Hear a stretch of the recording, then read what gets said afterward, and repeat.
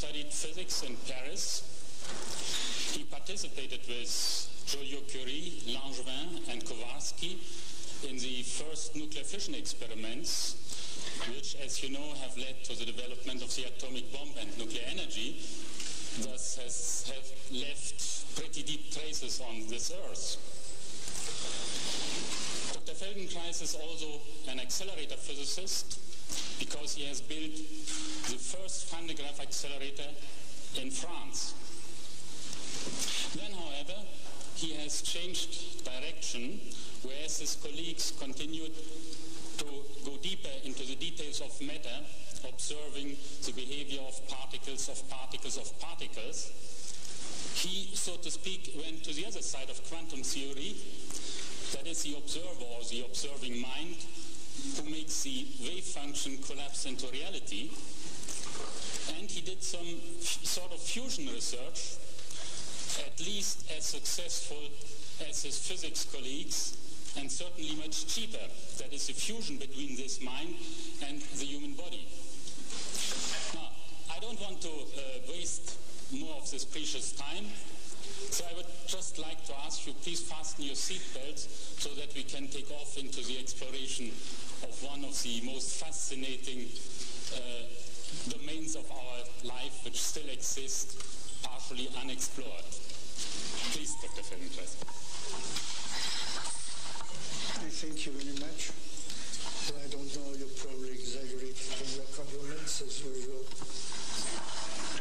It happens like that, but I find it very difficult to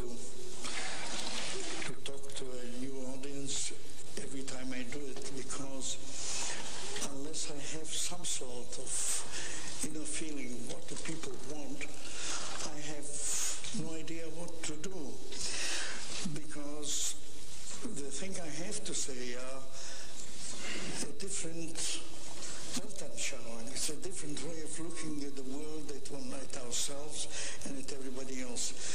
Where to start in order to be able to say in 1 hour something which will make people understand the thing more closely is not a simple thing. I'll tell you one thing.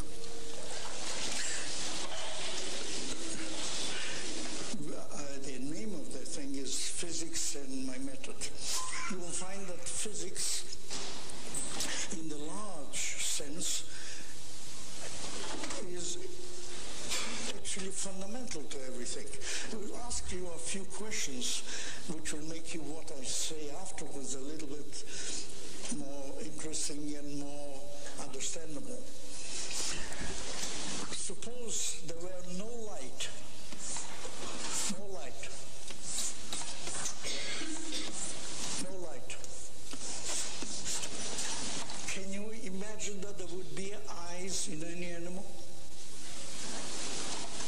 If there were no light in this world, would there be eyes? Yeah? Yeah, the anaerobic animals, there are some who would live under the ground, they have no eyes.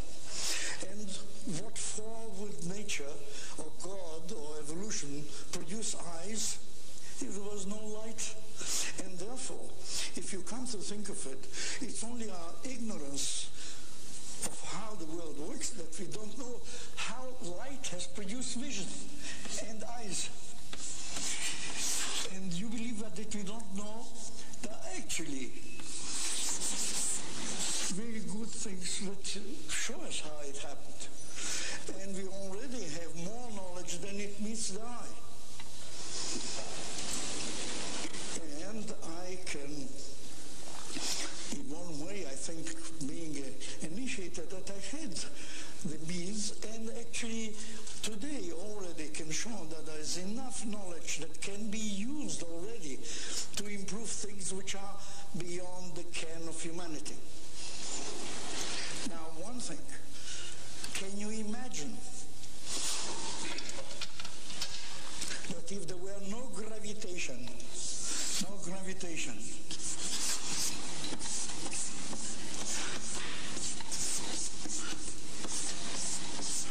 why should God, evolution, or anybody else make a skeleton? needs a skeleton if there is no gravitation? Now, if physicists can't explain that yet, it's because they are not busy with it.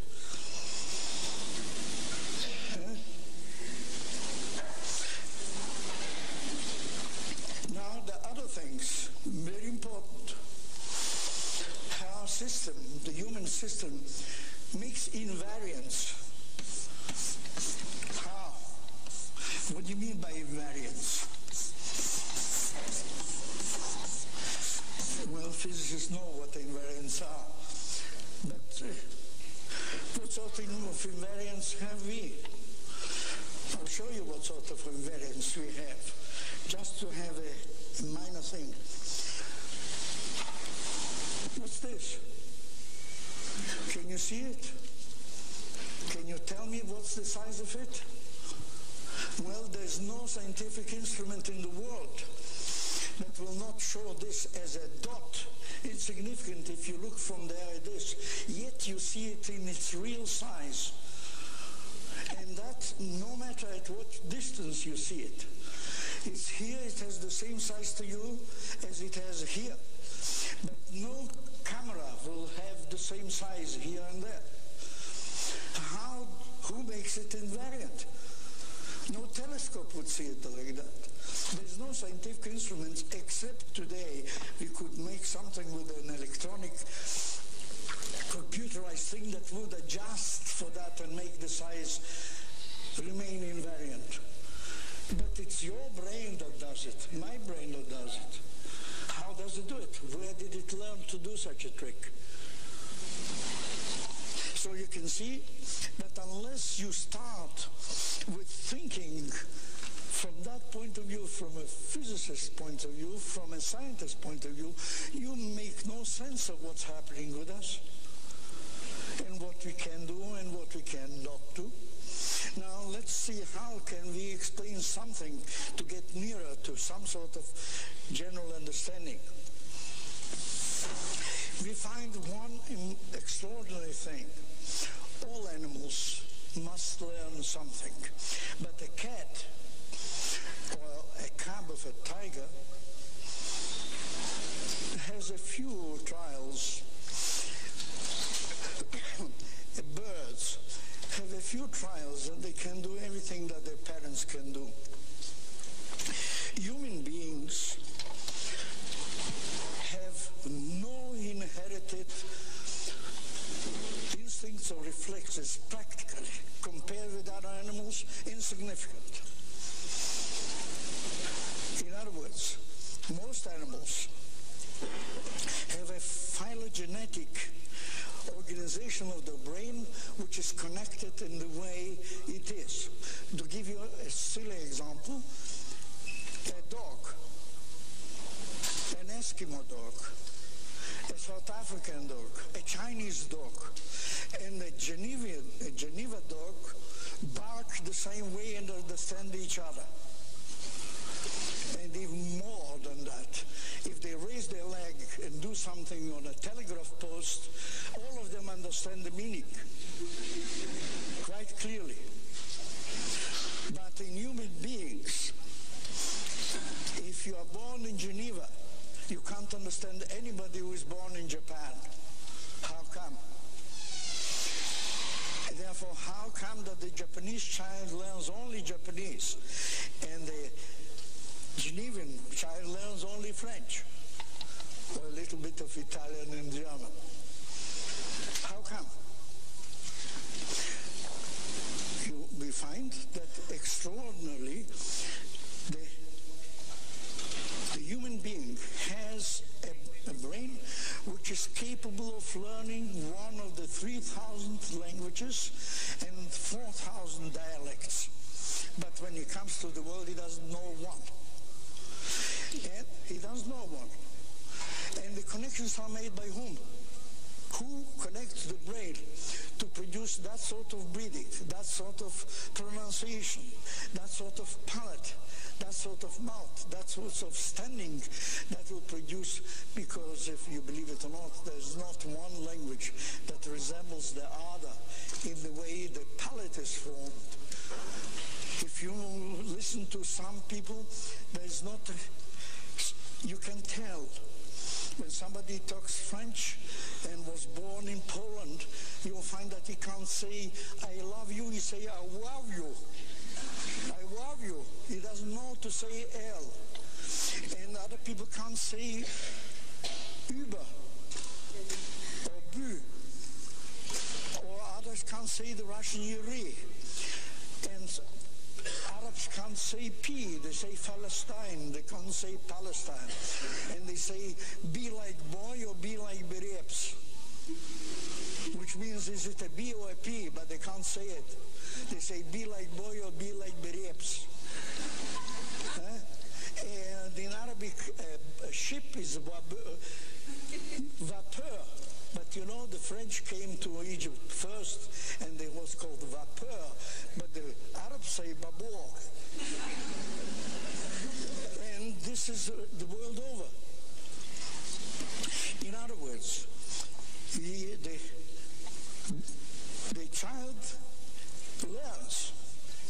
And this learning is, to my mind, one of the most important things, because there are two learnings. One learning is, you know, it's academic learning. Academic learning. It means you can do it or not do it. You can be a physicist and you can be a chemist. And you can be an archaeologist, and you can be a lawyer. And you can learn anthropology, and you can learn any damn thing you want. And you cannot do it. And you can postpone it.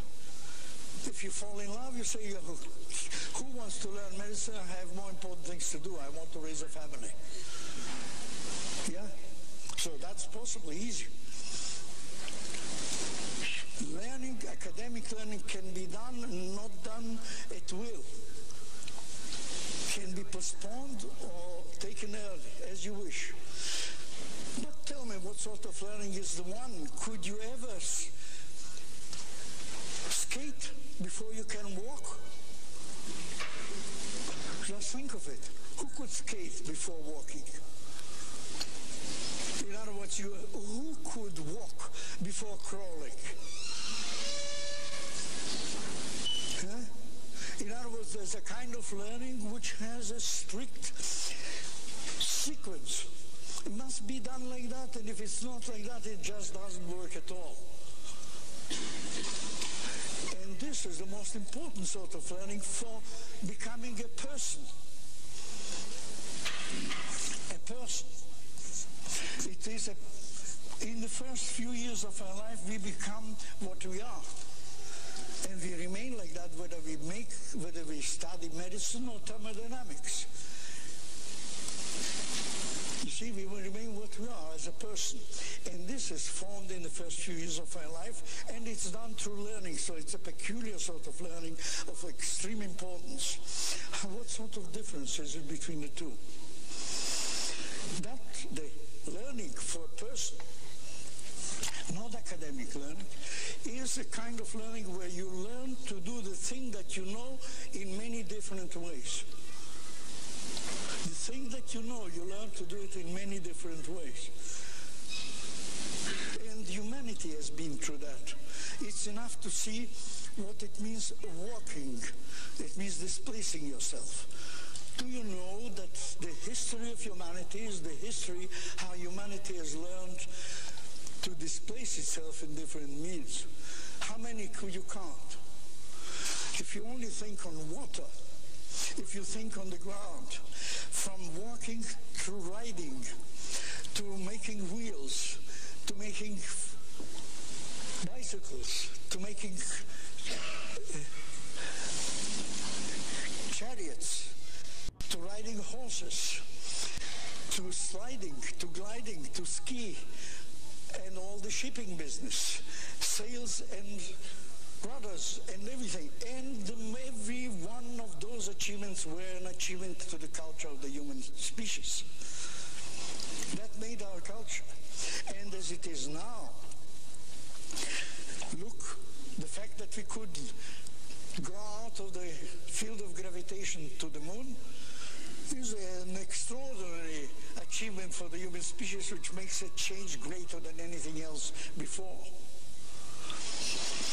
Therefore, you see, learning is an extraordinary thing, and that's extremely important. Now, important in what sense? Important to whom? I say that the way we are, we don't really understand what the world is about and what our role is, and what sort of learning, what can we do with ourselves. I believe that most people today never or rarely use 10% of their inborn ability. 10% at utmost. They can't do any better. Why? Because it's enough to see that we have a kind of way of thinking, that we think of human beings as they are when they are grown up. But they aren't like that when they're born. They aren't like that when they're conceived. And then let's have a think. As we have a short while, I couldn't expose you the long theory of the thing from evolution till today so that it makes sense. Therefore, I'll take a concrete example so that you can see something tangibly. Suppose if we take at every stage of the human being, suppose at birth, there's a thing which is what? A skeleton. It has a skeleton. That will be the skeleton.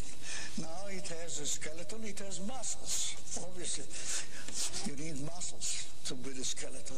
Now, the muscles in the skeleton wouldn't do a thing.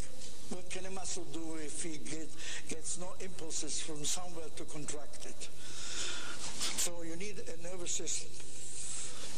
By the way, you can see how disconnected. A nervous system, a central nervous system, and nervous system. Then, how could you get a thing like that without an environment? Could there be a human being without an environment?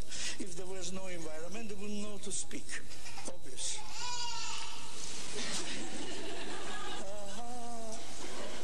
Yeah, that's a nice little word.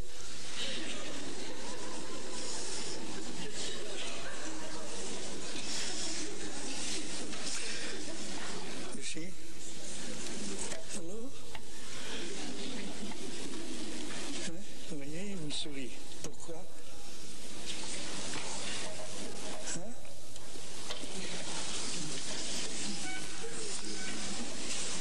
J'ai fait sourire plus d'enfants, non seulement heureux comme celui-là, mais des enfants... Oh, sorry. Sorry. I forgot that I was talking English. I say I made laugh more babies, more unhappy babies than anybody I know in this world. So there we have this sort of thing. And you've seen that the learning is important. How would this muscle thing and that skeleton thing and that central nervous system learn to speak if they weren't in an environment? Now we will call this the kind of environment a bird. A bird. Then of course it's a minor thing. Or we think so. But then what about making a scheme like that every 6 months? What happens if you do that again? What happens if you do it every 6 months? We make a scheme like that and write, what is the environment for a baby at birth? Just somebody holds it, pulls it out, cuts the navel, and that's that. That's all the environment. But what's the environment of a child like that when it's 6 months old? What's the environment of a child like that when it's a year old, a year and a half old? It must learn something. How does it learn? It can't learn from the environment, but through its senses. If it had no senses, it couldn't learn to speak. It couldn't learn to speak a given language. Therefore, how does it learn it? Who teaches it? Who knows how?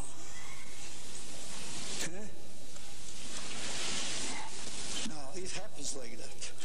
But now, when we say environment, at the beginning it's not environment, but later is a time comes involved. A child of 6 months wouldn't know what it means half an hour late or half an hour early, or what's the time now. Now, there must be a time when the child learns what means to be late and what means to be on time. How does he do that? He learns it from whom? He gets it inherited? If he gets it inherited, why does he divide it in 24 hours and in 60 minutes, while all the other things are never divided anymore? It's 60s. It's the Babylonians that did that first. Why 60 minutes? Why 60 seconds? Why 7 days a week? It's not our production of today. It's a time that people had been counting differently. Now, so the learning begins now. There's time. Now, what about gravitation? If that damn thing that baby will not walk, not crawl, and not form a way of walking, how will he walk? How will he come here to that audience? On a wheelchair, carried by somebody? And on a wheelchair, how will he sit if he hasn't formed his extensors of the back? Couldn't sit even if you put him in a chair. Yeah. So, there we are. Now we do that at 2 years old. Then is it only time? He becomes grandmother, and there's a social environment and a cultural environment. In other words, a human being cannot be considered a human being like we think, I'm that and that's finished with me. You cannot understand a human being, you cannot understand the woman who came today and had a whiplash in her neck. It can't be understood unless she is part of a society which makes cars and has regulations, and there's some people who can't drive and some people who can drive and bang into a car and make her a whiplash. And that has to do something with the environment and with her nervous system. Now, if that is so, why did I leave these things open? Imagine that we have to do after, you see, gravitation, environment, time, society, culture.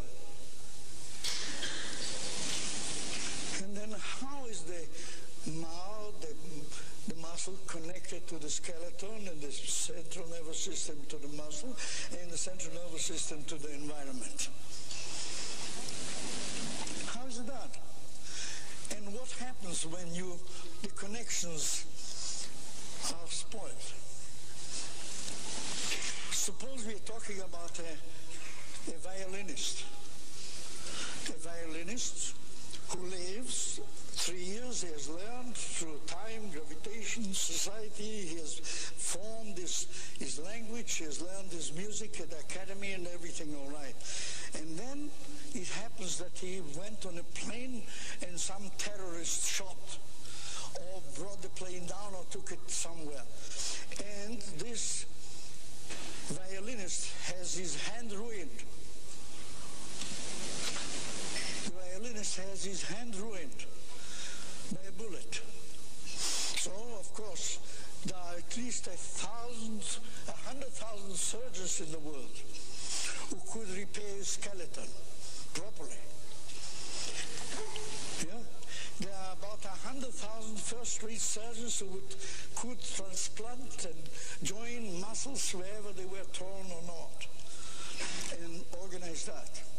There are another 100,000 neurologists and surgeons who could operate on the brain to do everything necessary to clean it.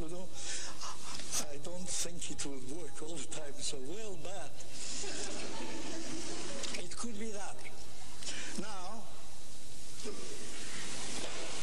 once you have corrected that person, corrected his nervous system, took out all the blood, the fusion from the bank that he got, and corrected his skeleton, corrected his muscles.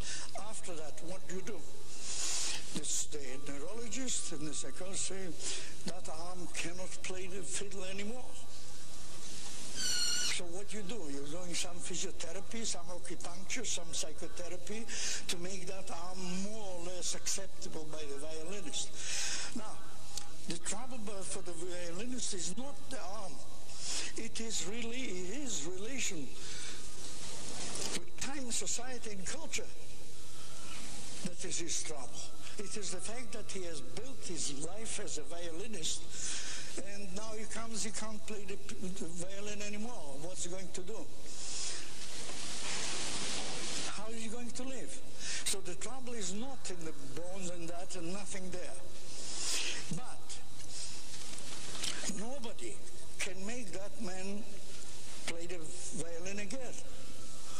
Because you can't play a violin by having a good skeleton and good muscles and a good nervous system. I have a good lambda and I can't play the violin. So what do you do?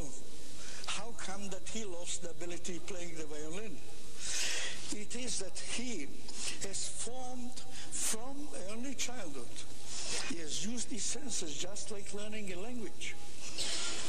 He has differentiated his hands, his hearing, his way of acting, and the importance of seeing the music and learning to play, not to have the apprehension of the public, and learning all that to become a violinist of repute.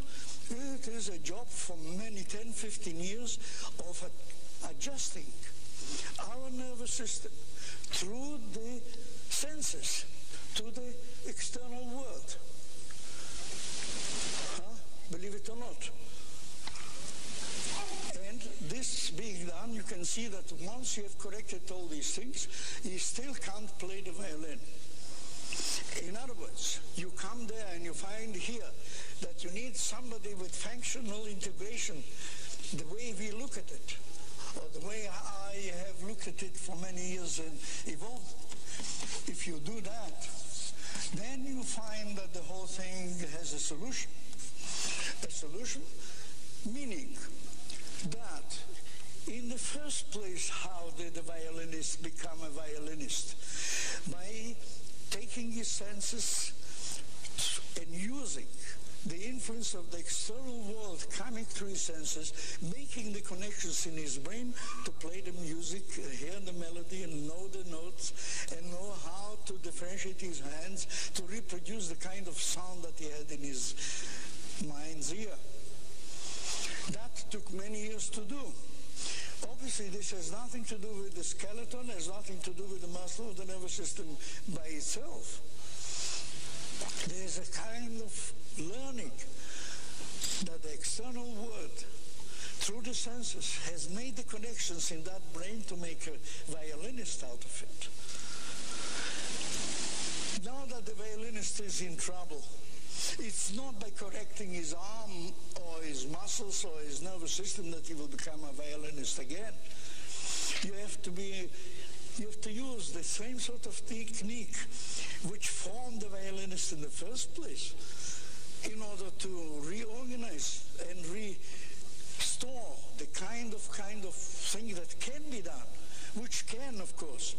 Therefore, it's not by making his physiotherapy of the skeleton or massage of the muscles or brainwashing the brain that you will get him to play again. Therefore, you have to go and find out how we learn, how we get violinists in the first place, to find out how to do that. And in fact, this, I'm talking of a concrete case, we have done it. And you have heard maybe Ben Toren, who was the first flutist of the Jerusalem Orchestra, Philharmonic Orchestra. He had his median nerve severed and the articulation of the completely destroyed, and his arm was like that. And he couldn't do it, and everybody advised them to change his profession. It took us about 2 months. He followed me and my assistants from Israel to America because, as I'm going now on the 13th again to America, we couldn't treat him there. He came to America, and it took us another 6 weeks, And the man was reintegrated with a destroyed arm and with a severed median nerve, with an arm like this, was reinstated at the Philharmonic Orchestra to be the first flutist, and the orchestra has made a special evening for him, and it was in the hall, in the press, in the World Press. You can look at the Jerusalem Post of the time and see that that happened. Now, that being so, you can see that it's not just a minor thing that you think that way or that way. If we don't realize how we learn, how we adjust, what our nervous system does in order to learn, and that we are the only animal that comes to the world without a phylogenetic organization of the brain, but it must be ontogenetically. Everyone in his own experience learns a language. Everybody in his own experience learns to walk. Everybody in his own experience must do that. You can't do it otherwise. Therefore, we have an extraordinary liberty of making connections, of learning from the environment. Now, if you come to think of it, to ask you a question, think 1 second, think 5 minutes and see whether you can find an answer. What for has nature, God, or evolution made a nervous system? Most people, until 2 centuries ago, 3 centuries ago, and the many billions of people, of animals now in the world, don't know that they have a nervous system. They know that they have a leg because they can hurt it and they can work with it. They know that they have eyes, they can get blind. But who on earth wants a nervous system? Otherwise we don't know it. So the nervous system is there in order that we should not know that we have one. And that's why we grow and we don't know that we have one. So long as we have no trouble, we don't know. Now, when we come to that, we come to the major important thing. What did we say of learning and how do we do it? With what sort of means? Everybody knows that you can learn music, you can learn mathematics, you can learn dancing, you can learn, and some treatments are made to work, to music, to dance, to whatever you like. It's possible. You can treat people to breathing, you can treat people to applying their hands to do something. You can do that. But the most general thing whereby people can learn is the most important cue to life. The most important cue to life is action, movement. Movement is general. There's no human being alive who doesn't move, who can't move. And there's no animal who can't move. As soon as it can't move, it's dead. Move in the most general way, breathing, moving, being upright. And you will see how this thing goes on. If you keep on just following the thing, you will see that it's a new world and enabling the next generation to be infinitely superior to the one we are now. They will look at us as we look at the Middle Ages, as backward people. And that is this. If you take biologically from the start, all living thing, animal or vegetable, must be self-reproduction. If there is no self-reproduction, there is no species. There is nothing that can work. So that must be so. And the next thing must be self-maintenance. Any part, any animal that does not maintain itself, means doesn't take its oxygen, water, food, excretions, self-maintenance. If he doesn't get that, how long can he live without air? A few minutes? Not much. The best divers can't live more than 5 minutes underwater. The best divers, the best pearl divers in the world can't do more than 5 minutes. So that's the you can do without self-maintenance. Now, the next thing is self-preservation. Self-preservation.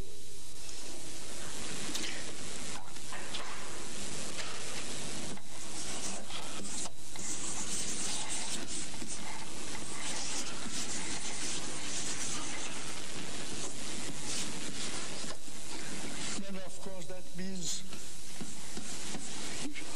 paying attention of not falling from a rock, not falling into the river, being able to swim, being able to take care of yourself so that you don't slip and break your, driving a car, don't kill yourself. That's self-preservation. And of course this can take a second, then you are not there anymore.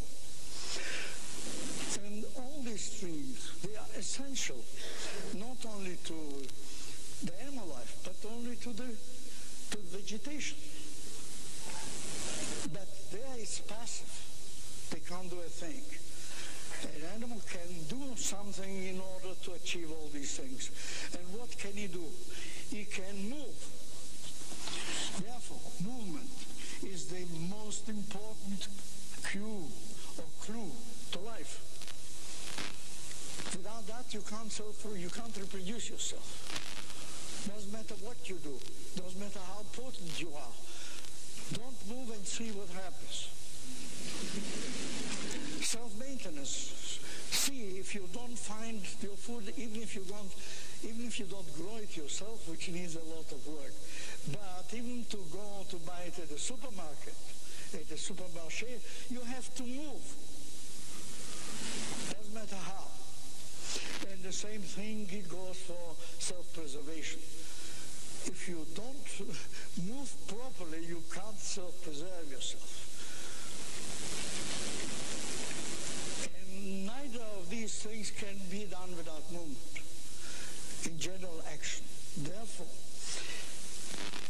the observation, how do the learning happen in such a way? And as you see, the person has learned the language, has learned to move, has learned the time.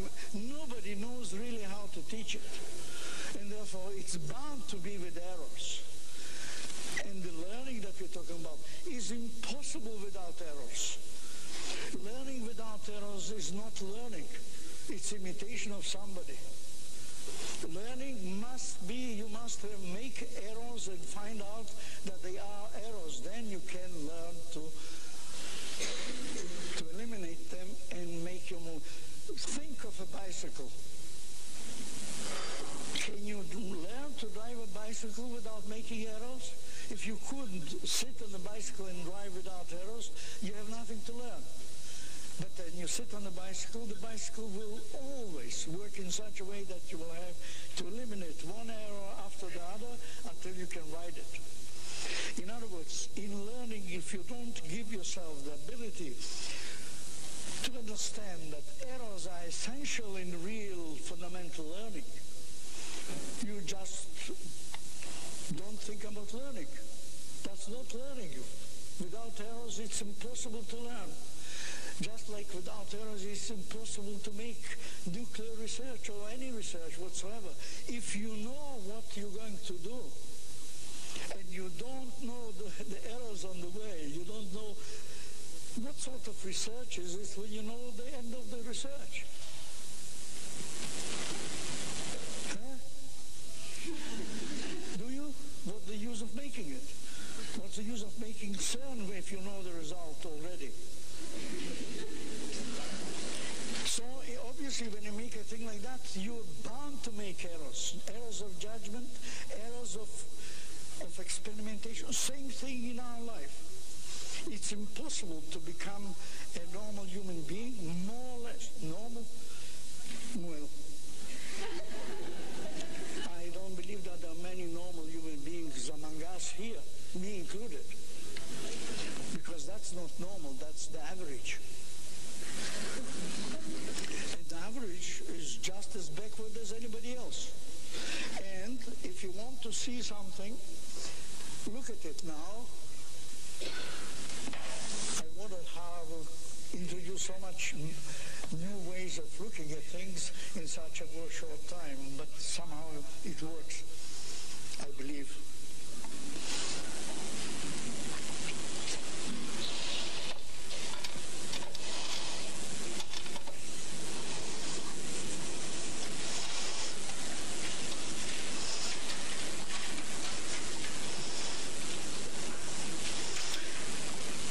See how we get over from these things to more concrete things in our lives.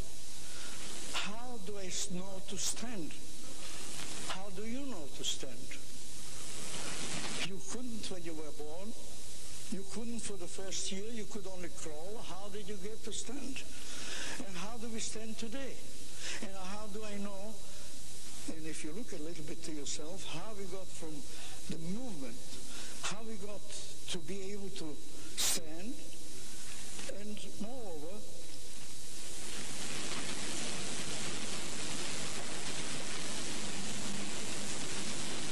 if I turn my eyes to you in any way, if you call me or I see something, you find that I stand in the side at which I turn my eyes, the two eyes or the two ears, or my nostrils or my mouth, make it that this side becomes tonified to the extreme and the other one not. So, and you see the sternocleidomastoideo on this side and the eyes. And I don't know whether you know, many of you might probably do, the work of Magnus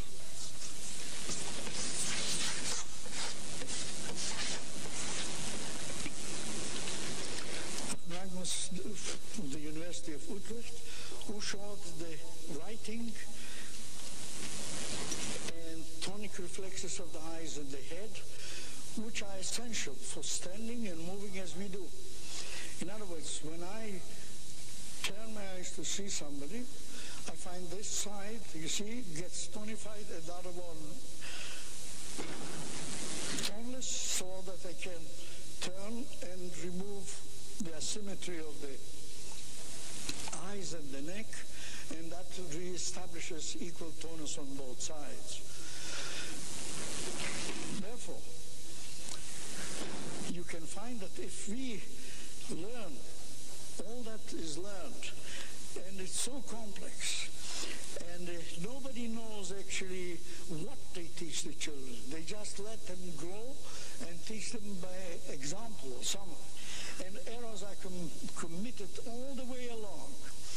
And the errors, nobody actually knows about them until the people are grown up and they go themselves to seek some sort of help from a psychotherapist of a sort, or acupuncture, or whatever it is.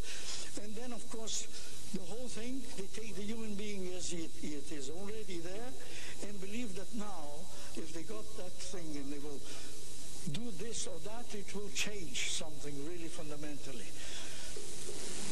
Yeah? That is correct with the car. That is correct with the bicycle. But it's not correct with the human brain that has, from the start, from the initiate, from conception, has had to form and learn from the environment to make his own ontogenetic, his own personal connections, so that in the same family, from the same parents, 4 children are not the same. They are not the same because of what? Their DNA is practically the same. Everything is the same, except what? Their personal experience. And in the human species, the learning is the most important personal experience for anybody. It has a greater influence on the future life in society and their opinion about themselves than their DNA. But, of course, the first 3 years of the learning that we talked about, not academic learning, forming their person. Now, we find that when they grow up and they have no ability to enjoy life the way they would like to have it,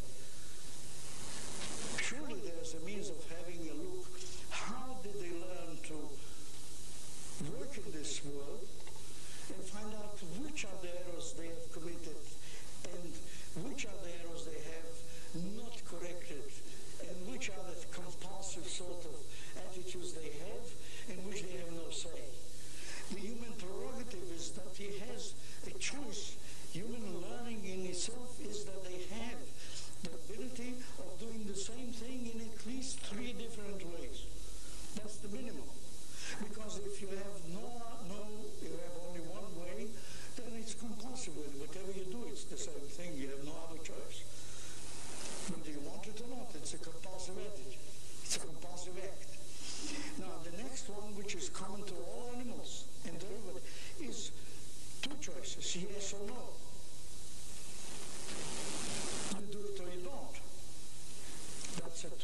that's every animal.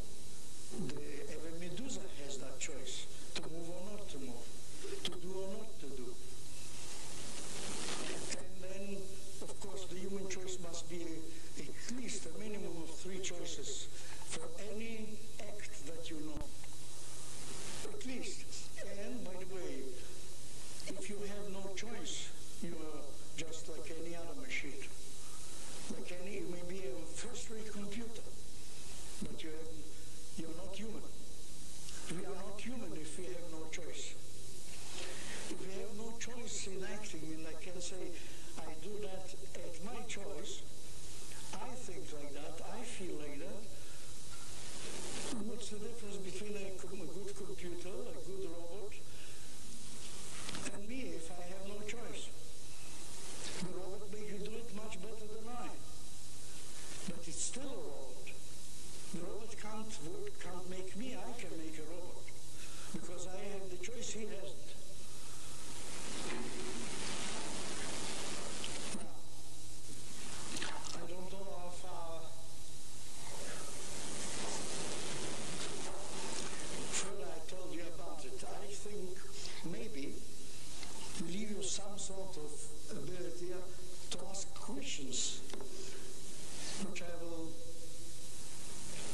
maybe elucidate the thing a little clearer than that. I believe that there's so many things and so many different things put in together in such a way. I don't know how many of you got something out of it which will make them understand their future life differently. Is there anybody who has any particular question to ask?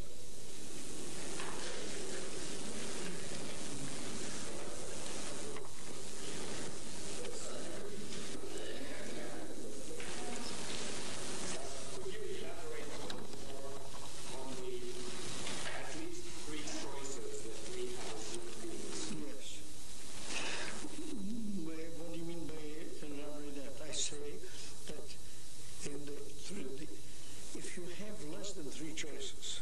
You have actually no choice. Because yes and no is no choice. I can speak and not speak, in that every animal, the smallest and the most insignificant animal, can also do or not do, eat or not eat, reproduce or not reproduce. But there is a choice already in the yes and no. Yes and no is no choice. You have no choice. Tell me yes and no, can you do them together? You can't. Because for the yes, your entire nervous system is occupied in doing yes. And for doing no, your entire system is occupied to doing no. We can't, in our system, make yes and no at the same time, can we? Can you think yes and no at the same time? In words, yes. But you do that and don't do it at the same time. Cross your hands and don't cross them at the same time. Your entire system is involved in crossing, and your entire system is involved in uncrossing. Therefore, it's no choice. You haven't decided anything. You just can't do otherwise. It's machine-like. You can do something if you can decide, I will do that or I won't do that. You do it that way or do it that way. Then, of course, you have a choice. Therefore, you can't have, actually, very healthy, strong people have more than one, have 15 choices. To give you the example in which you probably find it easier to follow that. Suppose, how do people love? I mean, men and women, how do they love? Suppose you have only one choice. Would it be love? Would it be a thing that it depends on you? Subsistence of the progenitor. The mother is more interested. Some mothers have sacrificed their lives for the child to live. You see, that sort of attitude, if you can, you as a therapist, produce that similarity and produce a touch, disinterested, but interested in you and not in what you are to me, then you will find that you will inwardly begin to turn your kinesthetic sense to find out what it does to you in such a way that you will never be able to do it otherwise. Kind of touch, the kind of thing that will allow the nervous system to get into the best of its organization. So I have seen things like that a baby, 3 weeks old, the mother says there is something wrong with his ear. She goes to the doctor and he looks and he says nothing. And then it turns out that the mother was right. 3 months later, I've seen mothers who had a child which has had some sort of trouble with his motor function. And she was to about a dozen different doctors. Everybody examined and made scanning and did all the tests and said nothing. And then when the child was 4.5 years old, it was as obvious as anything that the right side is practically paralyzed. And the mother said it from the first day that she had the child in her hand. Now, how did she know? She didn't. But she was interested in the survival of the child more than anything else. And therefore, she can produce a kind of attitude which the therapist today, if he touches you, therefore somebody outside is a real friend to you. I mean, a real friend in that sense that he doesn't want anything off you, anything to gain from you, just to assist you to get a better contact with yourself. You will find that that person will actually remind in you, evoke in you very old unconscious feelings that you knew only when you were a baby. And therefore also anybody who comes there and wants to cure you and wants to do you